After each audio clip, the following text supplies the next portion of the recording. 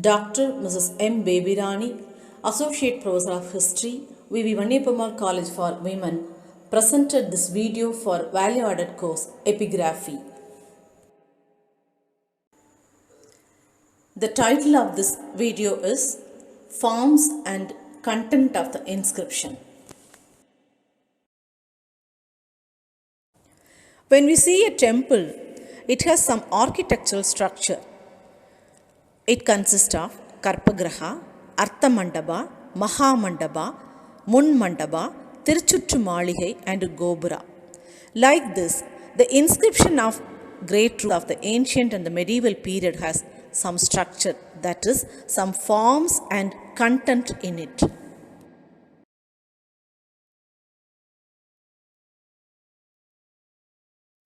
First comes Mangalachal. The opening text of the inscription contains some Mangalachal. Swasti Shri, Jidam Bhavada, Namo Narayana, Arulichayal, Guruve Tunai, Hari Shubhamastu, Hari Shri Ganapateya Nama, Shivamayam, Buddhaya Namo are some of the Mangalachal which we could see in the inscriptions. In some of the inscriptions, the same Mangalachal is used in first and last part of the inscription. Here is an example. In the stone inscription of Maravarman Sundarapandiya on the Parambikulam Kanmai rock in the upper part of the Melur circle of Madurai district, starts and ends with the Mangalachal Svasti.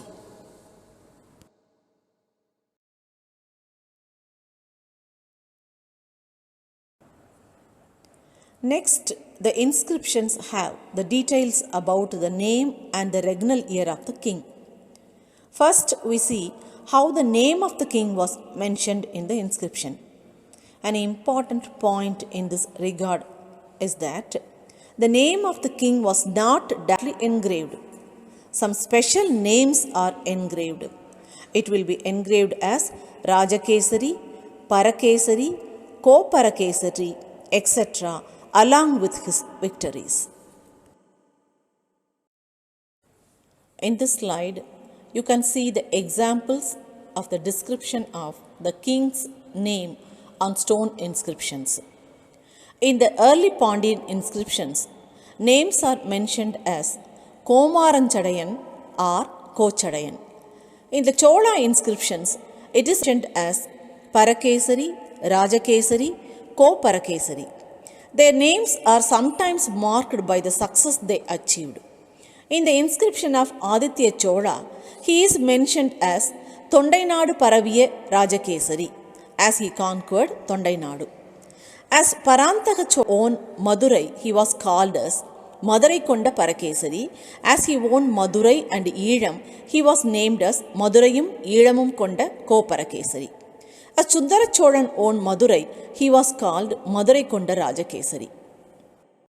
Next, the inscriptions clearly mentioned the dates of the inscription. The dates are mentioned based on the planetary movements. In some of the inscriptions, it is mentioned as Saha Andu and Kali Andu. Details such as the reigning stars are also found in several inscriptions. In the inscriptions, not only the year of the king's reign was mentioned, but also the date on which the inscriptions was engraved is clearly indicated. This slide explains the content details of the inscription. In the content, first comes the details of the land donations given to Samanarpalli, temples, Brahmins, small temples, etc. are recorded in the inscriptions. Most of the land donations are made by the rulers. Following him, queen, landlords, ministers and the public also made land donations.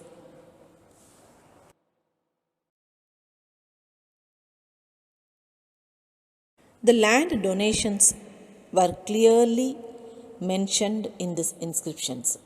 Nature of the land, location, boundary, river, pond, mountain, sink inside the land, all are clearly mentioned in these inscriptions. The details given by the donor describing the areas with rights, areas with no permission, areas eligible for taxation, tax deductible areas are also mentioned in the inscriptions.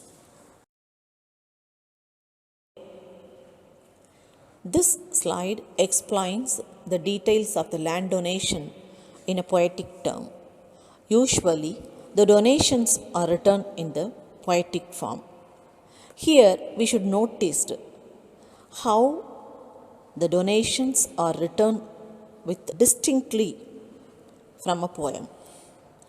இந்நாற்பார்க்கு எல்லைக்கு உட்பட்ட உன்னிலம் ஒழிவின்றி உடும்போடி ஆமை தவழும் இடம் கீழ்நோக்கிய கிணறும் மேல் நோக்கிய மரமும் மீன்படு பள்ளமும் தேன்படும் பொதும்பும் புற்றும் தெற்றியும்.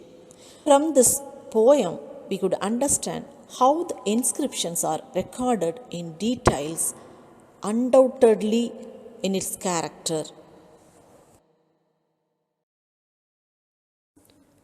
This slide is going to proceed with the details of cattle donation to the temple. Lightening of the lamp is a regular phenomena in the temple of those days.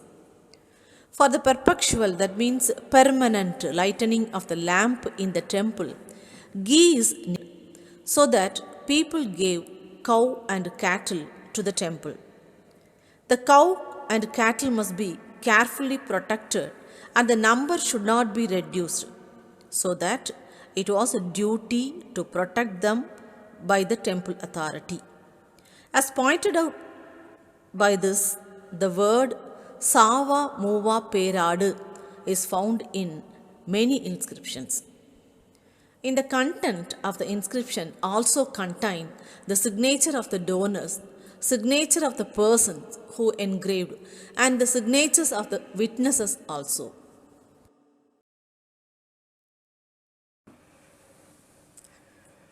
After the details of the cattle donations, Ombadai Kilavi is mentioned in the inscription. This slide explains what is Ombadai Kilavi. It was an important duty to protect the land and other donations from harm to preserve the donations forever. In order to induce their duty, some texts were inscribed on the inscriptions. We can see the text in Tamil here. ஒருவர் செய்யும் அறம் கல்லும் காவேரியும் உள்ள மட்டும் புல்லும் boom உள்ள மட்டும் ஆத்து மணலும் ஆவாரம் பூவும் உள்ள மட்டும் காலாகாலத்துக்கும் முறையாக காக்கப்பட வேண்டும் என்ற உணர்வை இந்த ஓம்படை கிழவி தூண்டுகிறது. Next, this ஓம்படை கிழவி indicated the benefits to those who safeguard the donations and the negative consequences those who destroy the donations.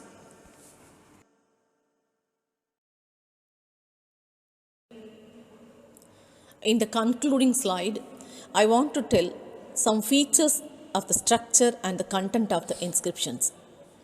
The details are engraved one after the other in an orderly pattern, knowing what is to come next. Then the details of the land donations are very clearly engraved in the content.